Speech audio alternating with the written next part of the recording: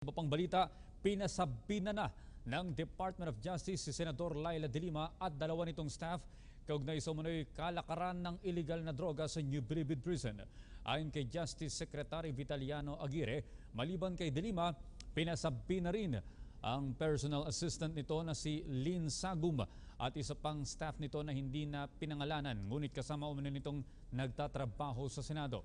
Ang tatlo ay nahaharap sa apat na reklamo na isinampa ng high-profile inmate na si JB Sebastian, National Bureau of Investigation at ng Volunteers Against Crime and Corruption. Itinakda ang preliminary investigation ukol rito sa Disyembre 2 at kung hindi umano dadalo ang mga ito ay hindi na sila maaring makapagsumiti pa ng kanilang counter affidavits.